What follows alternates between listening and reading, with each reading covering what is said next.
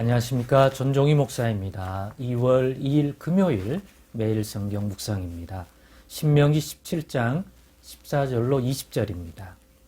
너가 너의 하나님 여호와께서 너에게 주시는 땅에 이르러 그 땅을 차지하고 거주할 때에 만일 우리도 우리 주위의 모든 민족들 같이 우리 위에 왕을 세워야겠다는 생각이 나거든 반드시 너의 하나님 여호와께서 택하신 자를 너의 위에 왕으로 세울 것이며 너의 위에 왕을 세우려면 너의 형제 중에서 한 사람을 할 것이요 너의 형제 아닌 타국인을 너희 위에 세우지 말 것이며 그는 병마를 많이 두지 말 것이요 병마를 많이 얻으려고 그 백성을 애굽으로 돌아가게 하지 말 것이니 이는 여호와께서 너에게 이르시기를 너희가 이후에는 그 길로 다시 돌아가지 말 것이라 하셨음이며 그에게 아내를 많이 두어 그의 마음이 미혹되게 하지 말 것이며 자기를 위하여 은금을 많이 쌓지 말 것이니라. 그가 왕위에 오르거든 이 율법서의 등사본을 레위 사람 제사장 앞에 책에 기록하여 평생에 자기 옆에 두고 읽어 그의 하나님 여호와 경외하기를 배우며 이 율법의 모든 말과 이 규례를 지켜 행할 것이라. 그리하면 그의 마음이 그의 형제 위에 교만하지 아니하고 이 명령에서 떠나 자로나 우러나 치우치지 아니하리니 이스라엘 중에서 그와 그의 자손이 왕위에 있는 날이 장구하리라. 아멘. 네, 오늘은 왕을 세우고자 한다면 이런 왕을 세워라 라는 제목으로 묵상 나눔을 갖겠습니다. 오늘 본문의 모세는 그 땅에 들어가면 언젠가는 이 하나님 백성 이스라엘이 자기들도 보이는 자기들과 같은 사람 중에 한 사람을 왕으로 세우고자 할 것임을 알고 있습니다. 지금은 아니지만 보이지 않는 우리 하나님 여호와가 왕이지만 그럼에도 불구하고 환경의 동물인 사람의 본질을 생각할 때 주변 나라에서 이웃 나라에서 왕을 세우고 또 어떻게 하다 보면 그게 좋아 보이면 분명히 그런 요구들이 백성들 가운데 일어날 것이라는 거죠. 그걸 알았기 때문에 이 백성이 목이 곧은 백성임을 알기 때문에 분명히 이런 시험이 오고 이런 요구가 올 것이라는 겁니다. 자신들의 왕 대신 여호와 하나님이 계신데도 불구하고 자기들 가운데 안 보이니까 보이는 왕을 세우고자 하고 주변에 여러 나라는 다 왕이 있으니까 또 우리도 왕을 세워야겠다는 그러한 것들 분명히 발생할 것을 알기 때문에 미리 이런 규례도 주신 거죠. 모세 개인의 판단과 생각이 아니라 하나님이 주신 거죠. 그때가 돼서 왕을 세우고자 한다면 지금 주는 이 왕을 세우는 규례와 관련된 말을 꼭 기억하고 이 말씀에 의거하여 왕을 세우라는 것입니다. 그걸 보니까 크게 세 가지로 그 내용을 좀 구분할 수 있습니다. 첫째는 누구를 왕으로 세우냐? 라는 문제에서 두 가지 조건을 알려주었습니다. 첫째는 너희 하나님 여호와께서 택하신 자를 세워라. 여호와께서 택하신 자, 즉 여호와께서 허락하신 자를 세워라. 우리가 시집 장가 갈 때 자기가 원하는 배우자가 있지만 그 전에 결혼을 하려면 부모의 동의와 승낙을 뭐 법적으로는 아닐지라도 우리가 받잖아요. 그죠? 네. 그런 일이니까. 요즘은 덜하지만 옛날엔 더더욱 그랬죠.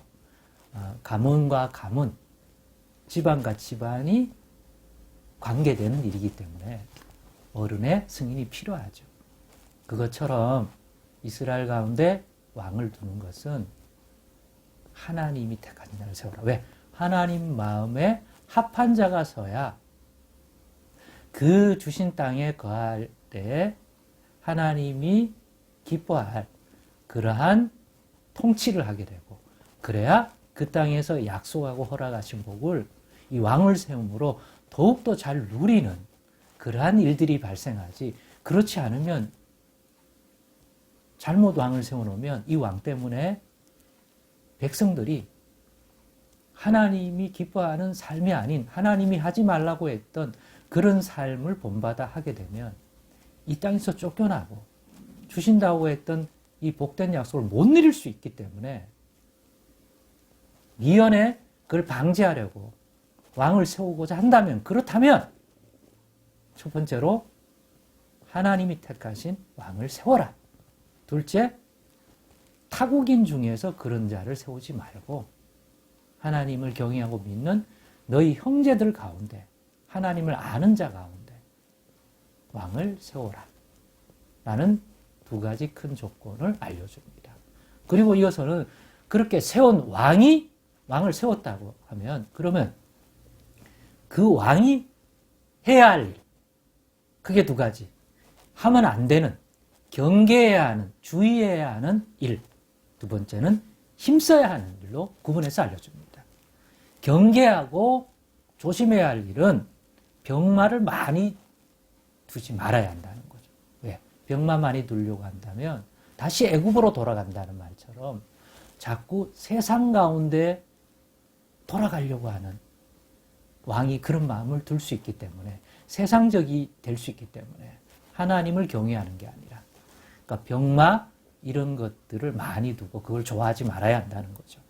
그러니까 주의해야 된다. 그 다음에 아내를 많이 두지 말라는 거예요. 왜냐하면 아내를 많이 두다 보면 그 아내들 가운데에서 왕의 마음을 미혹하여, 더군다나 그 아내 중에 우상 숭배에 대한 것들을 가진 그러한 배우자가 있다면 그쪽으로 왕의 마음을 유혹할 수 있기 때문에 이런 미혹의 여지를 많이 두지 않도록 아내를 많이 두지 말라는 거죠.